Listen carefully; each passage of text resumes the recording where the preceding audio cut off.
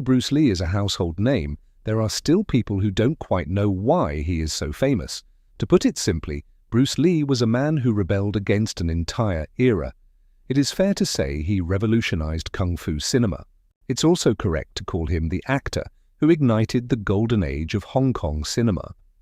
He was a bridge that closed the gap between Eastern and Western cultures and philosophies.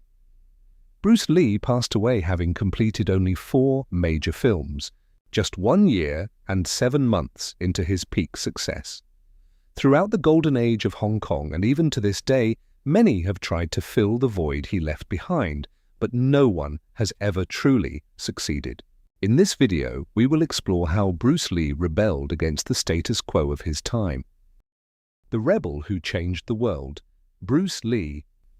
The beginning of a history. In December 1939, Cantonese opera singer Lee Hoi Chuen and his wife, Grace Ho, traveled from Hong Kong to California for an international opera performance. On November 27, 1940, while in San Francisco, they gave birth to a son. Under U.S. law, anyone born on American soil, even if just passing through, is a citizen, so the child became an American citizen from birth. This child, born in the year of the dragon at the hour of the dragon, was Lee Jun-fan, better known as Bruce Lee. When Bruce was 4 months old, his parents returned to Hong Kong. Because his father was a famous opera star, Bruce was no stranger to the film world. He became a child actor before he was even a year old, debuting in the 1941 film Golden Gate Girl as a newborn infant. By age 9, he starred alongside his father in The Kid. While he took on lead roles during this period, he hadn't yet reached superstardom. Before moving back to America at age 18 for his studies, he had already appeared in 20 Hong Kong films. Throughout his childhood, he performed under the name Lee the Little Dragon. From his birth in the Dragon Hour to the end of his life, the dragon identity never left him. Bruce was a rebellious youth who never backed down from a fight. At that time, Hong Kong was rife with triads, gangs that even the likes of Jackie Chan once feared. Bruce once got into a fight with the son of a high-ranking triad leader. Because of his constant fighting and trouble with gangs, his father sent him back to America. Later, Lee studied philosophy and psychology at the University of Washington. This became the foundation for the unique blend of martial arts and philosophy that would define his future style. I fear not the man who has practiced 10,000 kicks once, but I fear the man who has practiced one kick 10,000 times. Martial arts of Bruce Lee. At age 7, Lee learned Tai Chi from his father. At 12, he began studying Wing Chun under the legendary Ip Man. Beyond formal training, Bruce honed his skills through constant street fights on the rooftops of Hong Kong. His famous philosophy, using no way as way, was born from these real-world encounters. While studying in America at age 18, he began teaching Kung Fu to non-Chinese students, calling his method Junfan Kung Fu, literally Lee Junfan's Kung Fu. This was essentially his own take on Wing Chun. During this time, he developed his famous one-inch punch. Bruce was also fascinated by boxing, particularly Muhammad Ali's footwork. After meeting Taekwondo master Jun Rhee taught him the sidekick, which became one of Bruce's signature moves. Bruce mastered a vast array of disciplines: Tai Chi, Wing Chun, Karate, wrestling, Filipino martial arts, and fencing. Empty your mind, be formless, shapeless, like water. Now you put water in a cup, it becomes the cup. You put water into a bottle, it becomes the bottle. You put it in a teapot, it becomes the teapot. Now water can flow or it can crash. Be water, my friend. Be water, my friend. Like that, is it? I see. Rebel against traditional material arts. Despite his deep study of martial arts, Bruce Lee was a rebel within the community. He criticized the rigid, traditional forms of karate and kung fu, urging the creation of a more modern, practical style. This led to challenges from traditional masters, which later influenced his movies. When the Chinese community tried to forbid him from teaching kung fu to non-Chinese people, Bruce refused, believing that martial arts should not be restricted by race. He was even challenged to a fight where the stakes were his school. If he lost, he would close it. If he won, he could continue as he pleased. Through his street fighting experience, Bruce realized that traditional martial arts had limitations in real combat. This led him to create Jeet Kune Do, the way of the intercepting fist.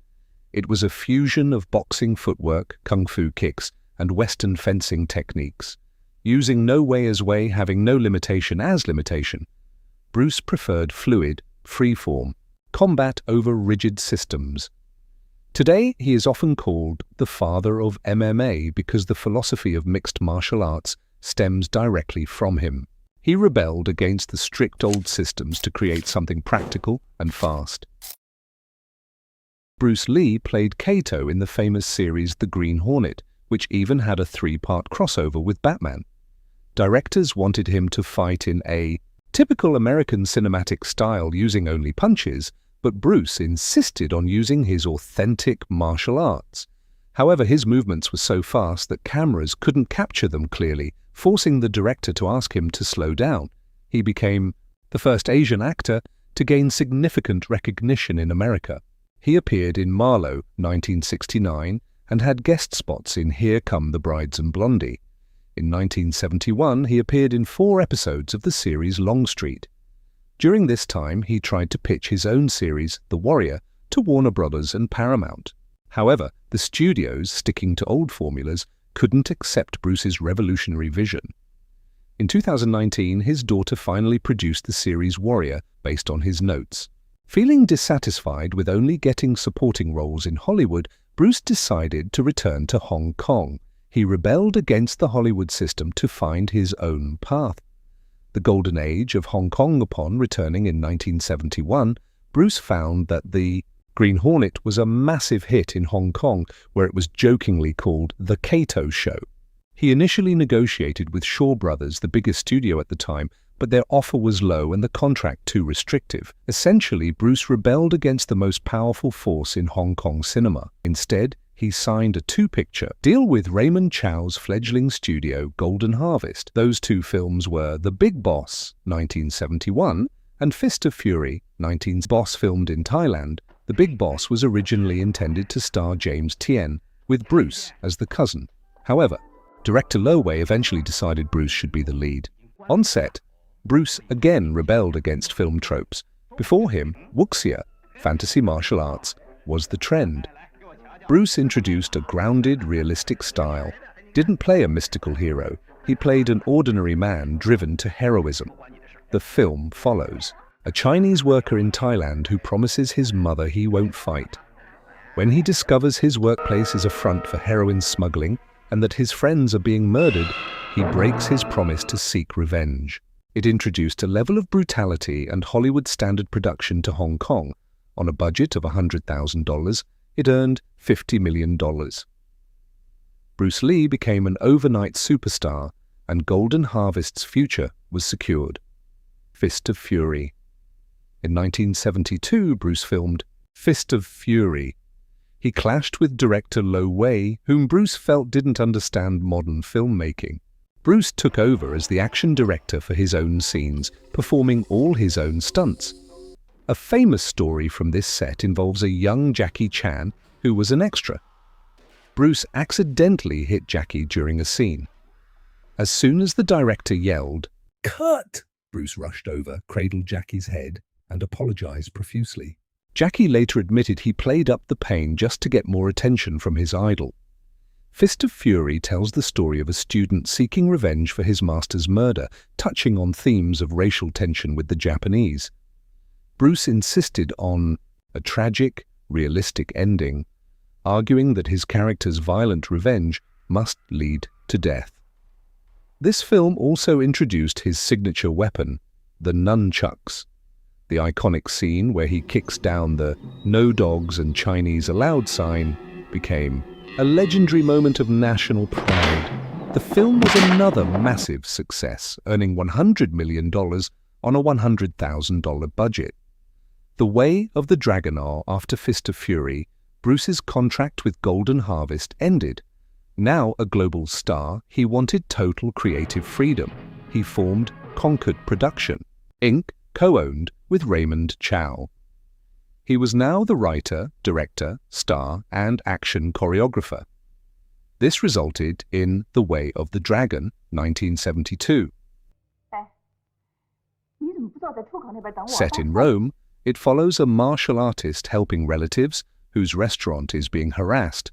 It balanced action with humor. The climax, a duel between Bruce Lee and Chuck Norris in the Colosseum, is considered one of the greatest fight scenes in cinema history. Bruce actually introduced Chuck Norris to the film world through this role. On a $130,000 budget, it grossed $130 million.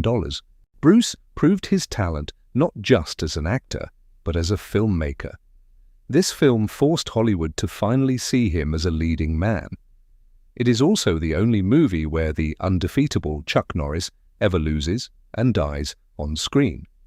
Late 1972, he began Game of Death, featuring a fight against his former student, the 7-foot-tall basketball star Kareem Abdul-Jabbar. However, he paused production when Warner Brothers offered him Enter the Dragon. Released in 1973, Enter the Dragon was a co-production between Golden Harvest and Warner Brothers. It is considered the most influential action movie of all time, inspiring games like Street Fighter and Mortal Kombat. The mirror room battle and the scene where Bruce uses grappling gloves, birthing the visual language of MMA, are legendary. Enter the Dragon was a titan, earning $400 million on an $850,000 budget. Tragically, Bruce Lee passed away on July 20th, 1973, just 6 days before the film's release.